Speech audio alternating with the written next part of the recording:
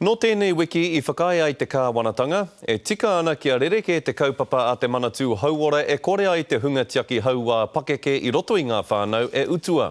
I tērā tau, nā mātou koutou I whakamohio atu mō tākuta hūhana hiki.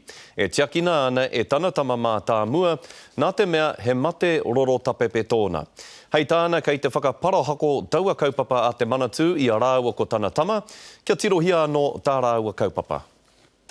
Dr. Huhana Hiki may be New Zealand's staunchest disabilities lawyer, but her multiple sclerosis means she also needs help just for basic care. So this is your daily job, is to help your mum? Pretty much, yeah. Either getting in and out of the chair here or when we're travelling. And so it's just this physical work that your mum needs help with. That's it. She can't get the chair out herself. Yeah. Yeah, with the ramps and with the hoist. Under the Ministry of Health funding criteria, he is not allowed to live with me and be paid as a caregiver. He can only be paid as a caregiver if he does not live at home. There are two disabilities funding regimes in New Zealand. ACC fully funds families to look after their own, but the Ministry of Health doesn't. Discriminates, pure and simple.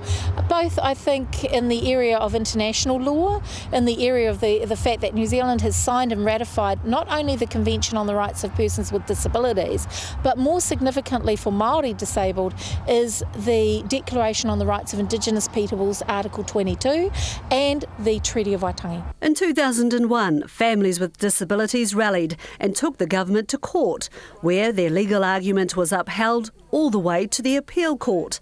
And only this week, the Health Minister Tony Ryall says the government didn't think it could win in the Supreme Court either. We accept that the current Ministry of Health policy with respect to family members who are caring for their adult children is in need of being changed, and the government has begun a policy process to change that. Now, families who took the original case will be able to seek some compensation through the Human Rights Review Tribunal. But the Minister warns that there are wider ramifications and could see the numbers of people receiving some state assistance jump from 30 to 50,000. We're in tight financial times, and we think that the best way we can deal with the court case is to accept there's a discrimination, change the policy, but the new policy will have to be affordable. Now, joining me today in studio is Dr. Huhana Hiki. Tēnā rā koe. Tēnā koe. Let's talk about Dr. Tony Ryall first. Can the government foot the bill for compensation and also paying relatives for caring for people with disabilities in their whānau? I believe they can. What we're looking at is whānau naturally do care for their whānau members, and in the past they've been unpaid or they've been on benefits. So what we're finally able to do is give the dignity to whānau by actually allowing them to get paid to be able to care for their whānau member. So what's been your reaction to all this? Are you happy the government's dropped their legal case? Absolutely, celebrating. Can tell by the big smile on the face. Well, finally my whānau can actually care for me instead of having strangers in my whare. I can have my whānau, and that makes a big difference. Does this mean it's finally over? You can move forward? I hope so. I think the next step is how much we're going to be paid, and you know, if the whānau are not paid a fair wage for what they're doing, then that's going to be another problem, isn't it? Because the dignity then goes again, and we go back to the demeaning aspects of being low paid on or being unpaid on a benefit. So, you know, we've got to actually make it fair and reasonable for all parties concerned. And how's your son doing? He's your primary caregiver. How's he doing, and how did he take the news? Oh, he's celebrating. He's hoping. We won't ask how he's celebrating, but so he must be very happy. He is very, very happy. He's pleased because what it means is he doesn't have to live away from home anymore. I mean, we're a close whānau, and every now and then he likes to move home, but he can't if he's working for me. So now he can. How hard has the battle been to get to this point? For the whānau that took the case, I'm very proud of them because it's actually taken a long, long time. It's taken years. It's taken energy and it's taken a lot of commitment, and it wasn't easy for them to take this step. So it's been very hard, but also we've known though that the government could never win against this case because of the Convention on the Rights of Persons with Disabilities. But for Māori, the Declaration on the Rights of Indigenous Peoples also reaffirms our need to have this, and the you know, the principles of te tiriti o Waitangi is so important to us, and all of these principles sit nicely with the decision that's been made. I'm glad you've mentioned Māori and the importance of this to Māori, because this could have a huge impact on Māori. This is something that we do quite naturally, isn't it, to take care of our relatives who may have disabilities or in a situation where they need care. Well, that's right, and one of the things is we do it without thinking, and often at a great cost to us. And they give up careers, they give up any jobs, and then they said, oh, but you're on a benefit, you know, the demeaning aspect, it's a shaming thing. Whereas this is actually being able to be paid, so you don't even have to think about that, you can get on and do what you want to do.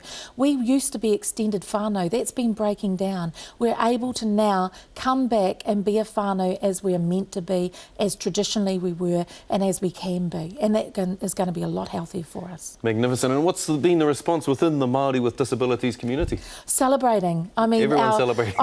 You know, our Wakaturu whānau, you know, the ones who have had ACC, they can't understand why we don't get paid or why our whānau don't get paid. So for them, it's like, well, finally, our brothers and sisters can be equal with us. And we're hoping that will be the case. So the celebration is there for us, but we are, you know, a bit concerned at how the decisions are going to be made and what the pay will be. Do you think the government will drag its feet on this now? I think they will. They've said not until next year sometime, but it actually needs to be rolled out soon. Yeah.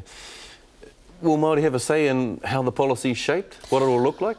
I hope they do. I believe they will. I know that Whaitariana has got connections to all of this, and I know that she will make sure that there's a Māori voice on there.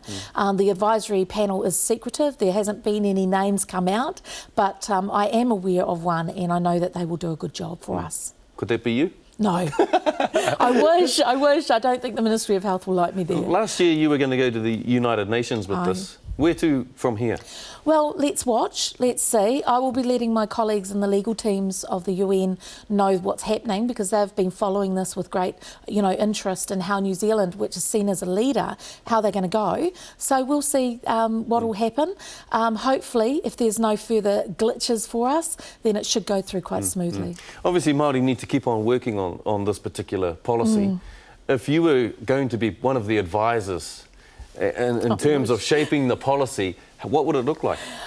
It would have an ability for Māori to finally be able to dictate to their own terms, like the autonomy that we ask for. Our ability to govern our own decisions will actually be there. That's how it should look for us. And that includes our whānau, that includes our iwi, our hapu, to come together and make these decisions as a community rather than as individuals. Because while our voice is really important, our voice within the community is even more important. There's probably a few people out there who are thinking that this policy may bankrupt the country. What would you say to them?